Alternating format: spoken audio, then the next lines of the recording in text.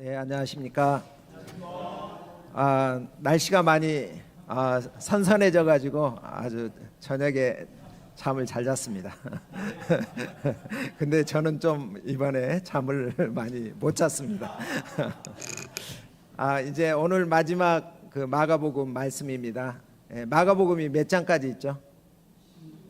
16장. 마가가 부잣집 아들이잖아요. 그래서 인류대학을 꿈꿨기 때문에 마가복음이 16장까지 있습니다. 그럼 로마서는 몇 장까지 있죠? 거기도 16장까지 있습니다. 로마의 인류대학이 거기에 있습니다. 또 16장까지 있는 말씀이 어디죠? 성경 중에? 고린도전서, 고린도, 아가야 수도가 고린도입니다. 거기도 인류대학이 있습니다. 그래서 16장, 세 개가 16장까지 있다, 이렇게 아시면 되겠습니다. 자, 오늘 예배가 무슨 예배죠? UBF 예배죠. 대학생 성경 읽기 예배입니다. 그래서 우리 예배가 이제 좀 생각을 해봤습니다. 제가 우리 UBF 예배가 대학생 또 청년들을 대상으로 중심으로 메시지를 생각하고 쓰고 또 전해야 되겠다, 그런 생각을 하게 됐습니다. 그래서 혹시 메시지가 좀 나에게 잘 안 맞다 또는 왜 이렇게 메시지 전하지, 이렇게 생각하시는 분들이 있으면 대학생과 청년들을 중심으로 메시지를 전하고 있구나, 이렇게 양해해 주시면 감사하겠습니다. 자, 오늘 말씀의 제목은 아버지의 원대로 하옵소서입니다. 말씀은 마가복음 14장 27절에서 72절까지고요. 요절은 14장 36절입니다. 다 같이 요절을 읽겠습니다. 시작. 이르시되 아빠 아버지여, 아버지께는 모든 것이 가능하오니 이 잔을 내게서 옮기시옵소서. 그러나 나의 원대로 마시옵고 아버지의 원대로 하옵소서 하시고, 하나님 아버지, 이 시간 준비된 말씀을 성령을 의지하여 담대히 증거하도록 도와주십시오. 예수님 이름으로 기도합니다. 아멘. 오늘 본문은 예수님의 생애 중에서 가장 고통스럽고 가장 절망스러운 시기의 내용입니다. 십자가를 앞에 두고 고뇌하는 한 인간으로서 모습이 잘 드러나 보입니다. 그 마음이 심히 고민하여 죽게 될 지경에 이르기까지 고뇌를 합니다. 이를 예수님은 어떻게 극복하십니까? 겟세마네 동산에서 기도로 승리하십니다. 오늘 말씀을 통해서 예수님의 겟세마네 기도를 배우기를 기도합니다. 예수님은 유월절 만찬 후에 제자들을 데리고 감난산으로 갔습니다. 그리고 심각한 말씀을 하십니다. 너희가 다 나를 버리리라. 3년 동안 애써 키운 제자들이 예수님을 버리고 도망간다는 것입니다. 스가랴 13장 7절 말씀을 기억하시고 하신 말씀입니다. 이 말씀을 하시는 예수님의 심정이 어떠했겠습니까? 오죽했겠습니까? 이때 베드로의 반응이 무엇입니까? 란 말이 귀에 거슬렸습니다. 다 버린다니요? 여기 있는 사람이 다 버릴지라도 난 안 버립니다. 역시 베드로, 의리의 사나이입니다. 그러나 그의 충성심은 곧 무너질 것입니다. 왜냐하면 그는 이 밤이 지나기 전에 예수님을 한 번이 아니라 3번이나 부인하기 때문입니다. 그 사실을 모르고 그는 더욱 강하게 고백을 합니다. 내가 주와 죽을지언정 주를 부인하지 않겠나이다. 모든 제자들도 이처럼 말했습니다. 그들의 마음은 진심이었습니다. 본문 말씀에서 우리는 시공을 초월하여 온전히 성취되는 하나님의 말씀의 유력을 확인하게 됩니다. 아울러서 인간이 환난이나 유혹 앞에서 얼마나 맥없이 무너지는 존재인가를 알 수가 있습니다. 사람은 강한 것처럼 보이지만 실상은 강하지 못합니다. 지혜가 있는 것처럼 보이지만 실상은 지혜롭지 못합니다. 허점도 많고 약점도 많은 것이 사람입니다. 그러므로 성경은 너희가 사람의 미혹을 받지 않도록 주의하라 경고합니다. 우리를 미혹하는 사단마귀는 우리의 허점과 약점들을 잘 알고 있기에 주의하지 않으면 그가 쳐놓은 올무에 걸리기가 쉽습니다. 그러므로 우리는 난 시험에 안 들 거야, 이 장담해서도 안 되고 항상 넘어지지 않을까 조심하고 또 조심해야 합니다. 예수님의 말씀을 들은 제자들은 겸손하게 자신들의 연약함을 인정하고 실족하지 않을까 깨어 기도하고 준비해야 마땅했습니다. 자, 예수님은 제자들과 함께 겟세마네라는 곳에 이르렀습니다. 겟세마네 무슨 뜻이죠? 기름을 짜는 틀이라는 뜻입니다.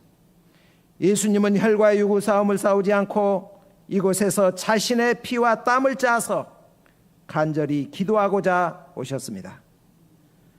기도할 동안에 제자들에게 여기 앉았으라 하시고 베드로와 야고보와 요한만을 데리고 가십니다. 이때 예수님은 심히 놀라고 슬퍼하십니다. 세 제자들에게 기도 부탁을 하십니다. 내 마음이 심히 고민하여 죽게 되었으니 너희는 여기 머물러 깨어 있으라. 예수님이 이처럼 연약한 모습을 보인 적이 전에 없었습니다. 광풍이 휘몰아치는 이길 가운데서도 살기가 등등한 원수들 앞에서도 조금도 놀라거나 두려워하지 않으셨습니다. 항상 의연하시고 위엄과 영적 권위로 충만하셨습니다. 그런 예수님이 당당한 모습을 보이지 않으시고 놀라고 슬퍼하시다니 의외입니다. 소크라테스는 죽을 때 안색 하나 변하지 않고 태연히 독을 든 잔을 이렇게 마셨다고 합니다. 그런데 예수님은 왜 이런 죽는 소리를 하는 것입니까? 예수님의 죽음이 보통 인간의 죽음과 차원이 다르기 때문입니다.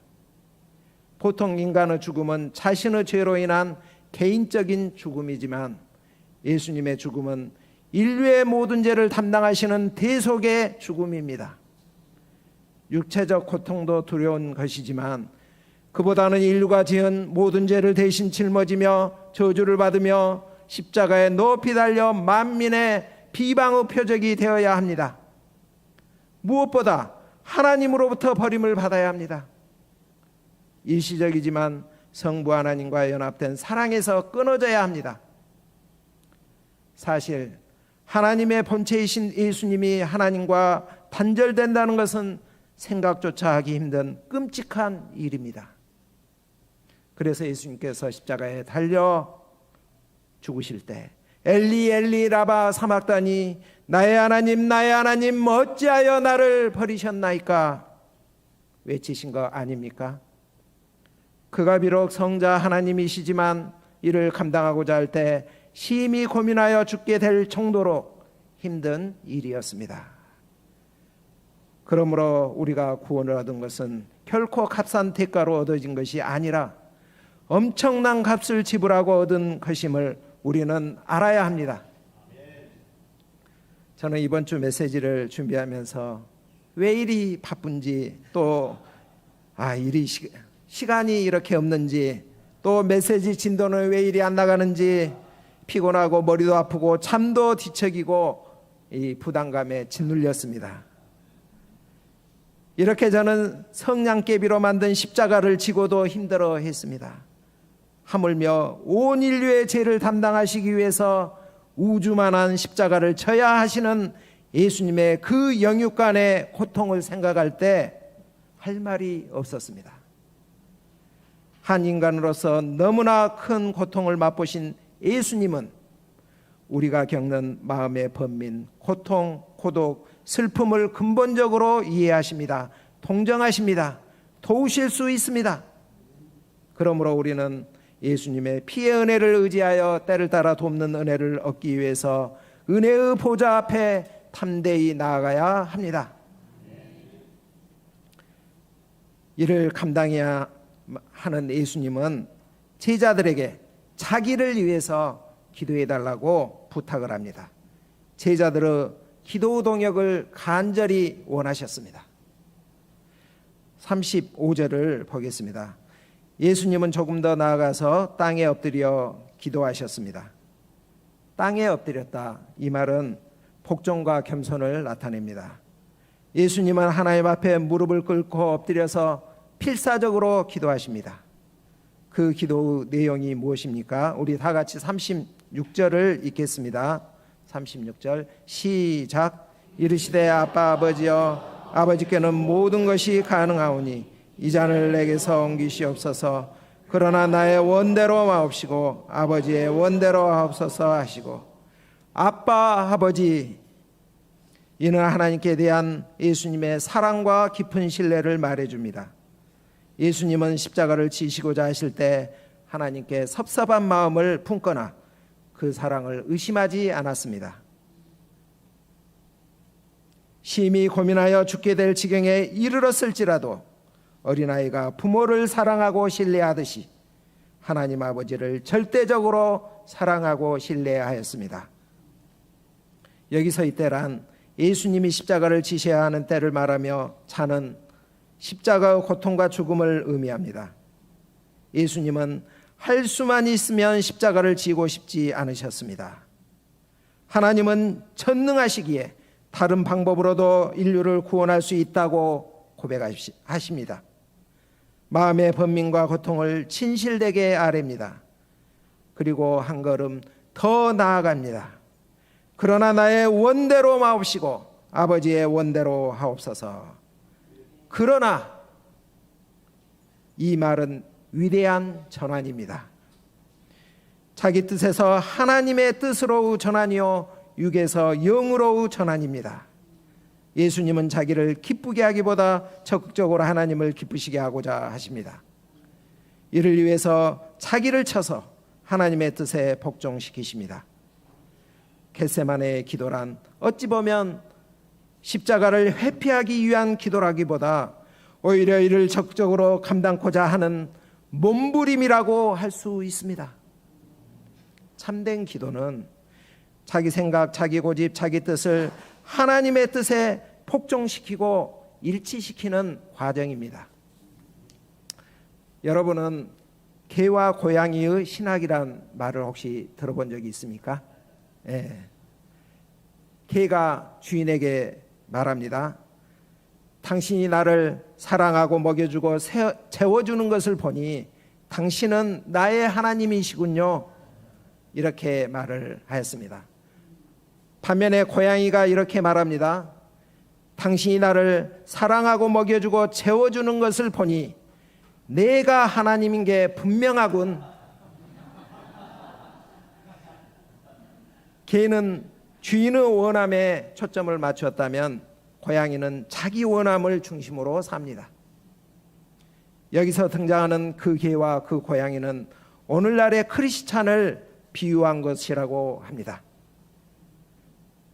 말이 좀 그렇지만 객과 신자는 내가 오늘 이렇게 사는 것은 오직 하나님의 은혜라고 고백합니다. 그리고 자신의 원함보다 하나님의 원하심을 받아들이기 위해서 애를 씁니다. 반면에 고양이과 신자는 내가 오늘 이렇게 사는 것은 오직 내가 잘났기 때문이다 라고 말합니다. 그리고 자기 원함을 하나님께 관철시키기 위해서 나의 원하는 것을 해 주십시오 이렇게 기도하고 삽니다. 문제는 오늘날 신자 중에서 객과 신자보다 고양이과 신자가 더 많다는 것입니다. 그들은 하나님의 뜻보다 자기의 생각과 뜻을 더 앞세웁니다. 하나님께서 나에게 원하시는 것이 무엇인가를 찾아 순종하려 하기보다 내가 원하는 것을 하나님께 일방적으로 청구합니다. 그리고 그 청구한 것이 빨리 응답되지 않으면 하나님을 원망하고 하나님의 사랑을 의심합니다. 그래서 장래 방향을 정하는 문제나 결혼 문제에 부딪히면 자기가 원하는 대로 합니다. 자, 그렇다면 우리가 왜 우리의 기도를 하나님의 뜻에 맞추어야 합니까? 우리가 원하는 것은 대개 좁고 자기 중심적이며 불완전한 반면에 하나님의 뜻은 원대하고 완전하며 우리에게 유익이 되기 때문입니다. 우리가 자기 생각과 자기 뜻을 부인하고 적극적으로 하나님의 뜻에 순종할 때 놀라운 영적 비밀의 세계를 깨닫게 되고 하나님의 쓰실 만한 영적인 사람으로 성장하게 될 것입니다. 예수님의 겟세마네 기도는 예수님의 순종의 삶의 결정체라고 할 수가 있습니다. 예수님은 본래 그 본체가 하나님으로서 하나님 나라의 영광과 권세와 존귀를 옷 입으신 분이십니다. 그러나 인간을 구원하기 위해서 하나님 아버지의 뜻에 순종하여 이 땅에 비천한 육신의 몸을 입고 오셨습니다. 그리고 하나님의 뜻에 순종하시되 십자가에 죽기까지 철저히 순종하셨습니다. 히브리서 5장 7절에서 9절은 이렇게 말합니다. 자, 우리 다 같이 한번 읽어보겠습니다. 시작. 그는 육체에 계실 때 자기를 죽음에서 능히 구원하실 얘기 심한 통곡과 눈물과 강구와 성령을 흘렸고 그의 경건하심으로 말미암아 들으심을 얻었느니라.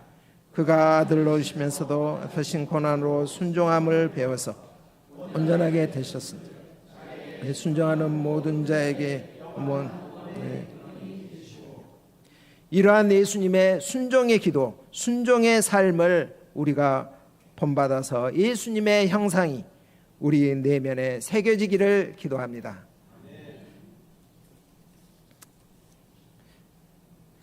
예수님은 동일한 기도 제목을 가지고서 3번 기도하셨습니다. 얼마나 힘쓰고 애써 간절히 기도하셨는지 누가복음 22장 24절에서는 땀방울이 땅에 떨어지는 핏방울같이 되었다고 하였습니다. 예수님은 이렇게 기도하심으로 모든 슬픈 생각, 연약한 생각을 다 물리치시고 적극적으로 십자가를 질 힘을 얻으셨습니다. 이처럼 겟세마네에서 기도하시는 예수님과 달리 베드로는 무엇을 합니까? 자고 있습니다. 아예 코를 골고 자고 있습니다. 자, 그렇다면 제자들이 왜 잤을까요? 유월절 식사 때 떡을 너무 많이 먹고 또 포도주를 너무 많이 마셨기 때문에 잔 걸까요? 아니면 예수님께서 자꾸 십자가를 말씀하시고 고민되어 죽겠다고 하니까 부담되어서 피곤해서 회피한 것입니까? 대개 사람들은 부담이 되면 잠으로 도피를 많이 합니다. 예수님은 이런 그들을 깨우십니다. 시몬아, 자느냐? 내가 1시간도 깨어 있을 수 없더냐? 그리고 그 이유를 알려주십니다. 시험에 들지 않게 깨어 있어 기도하라. 마음에는 원이로되 육신이 약하도다. 겟세마네 기도를 마치신 예수님은 그 모습이 어떻게 바뀝니까? 우리 42절을 다 같이 한번 읽어보겠습니다. 시작. 일어나라, 함께 가자. 일어나라, 함께 가자. 예수님은 확신과 용기와 담대함으로 충만하셨습니다. 십자가를 지시기 위해서 담대히 일어나셨습니다. 고난의 길을 앞장서서 가십니다. 43절에서 65절은 예수님께서 체포당하시고 신분맞는 내용입니다. 그들이 예수님을 죽이고자 했으나 그 증거를 찾지 못했습니다. 그러자 대제사장이 단도직입적으로 물었습니다. 내가 찬송받으실 이 아들 그리스도냐? 그동안 침묵으로 일관하시던 예수님께서 대답하십니다. 62절을 우리 다 같이 한번 읽어보겠습니다. 62절 시작. 내가 그니라 인자가 권능에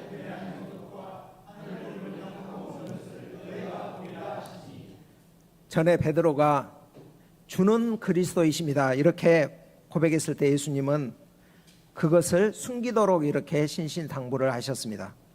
그런데 이제는 담대히 자신의 정체를 드러내십니다. 내가 그러라.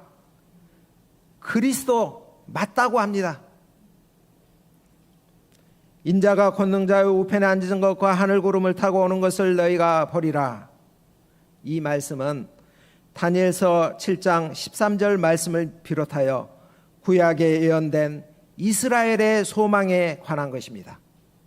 자신이 이스라엘의 소망, 즉 메시아임을 선포하십니다. 이것은 그들에게 참으로 기쁜 소식, 복음입니다. 이것을 예수님께서 외치신 것입니다. 하지만 그들은 이를 어떻게 봅니까? 신성모독으로 보았습니다. 아니, 예수님께서 대제사장을 불러가지고 아니면 가까이 가서 그 깃 속에다 대고 내가 그러라 이렇게 조용히 말씀하시면 될 터인데 왜 많은 사람 앞에서 이런 식으로 선포해 버린단 말입니까? 어찌하여 이리도 쉽게 죽음의 길을 선택한단 말입니까? 이제 그들 모두는 예수님을 사형에 해당된 자로 정죄를 합니다. 죄인 취급을 합니다. 어떤 사람은 예수님께 침을 뱉습니다. 예수님의 얼굴을 가리고 주먹으로 칩니다. 하인들조차 예수님을 손바닥으로 칩니다. 어찌 그 피조물이 창조주에게 이렇게 폭력을 가하며 멸시와 조롱과 능력을 준단 말입니까? 그리스도께서는 토살장에 끌려가는 어린 양같이 죽음의 길을 어떻게 이렇게 묵묵히 간단 말입니까? 참으로 우리는 몸둘 바를 모르겠습니다. 그 고난, 그 순종, 그 은혜를 우리는 늘 기억해야 하겠습니다. 반면 깨어 기도하지 않고 잠을 자고 있던 제자들은 어떻게 됩니까? 우리 50절을 읽겠습니다. 시작. 또 51, 52절도 읽겠습니다. 시작.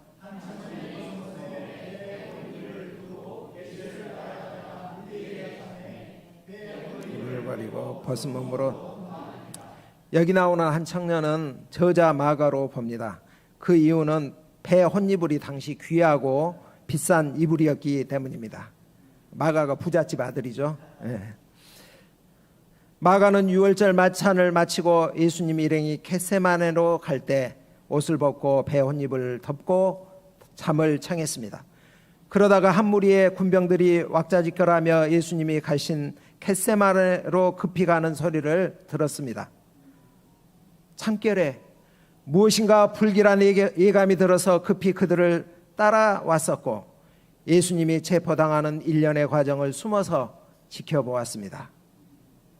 제자들이 다 도망갈 때 군병들이 그들을 쫓았습니다. 마가도 황급히 그 자리를 떠나려고 하는데 한 군병이 그를 붙잡았습니다. 그는 배 혼입을 버리고 벗은 몸으로 도망갔습니다. 자, 한편 도망간 베드로는 그래도 예수님께 대한 의리가 있는데 예수님께 무슨 일이 벌어지는가 그 상황을 알아보고자 대제사장 집에 들어갑니다. 그러나 그는 어떻게 됩니까? 자기를 알아보는 여종 앞에서 예수님을 3번 부인하고 맙니다. 닭이 울자 예수의 말씀이 생각나서 통곡하였습니다. 베드로처럼 저에게도 부끄러운 일이 있었습니다.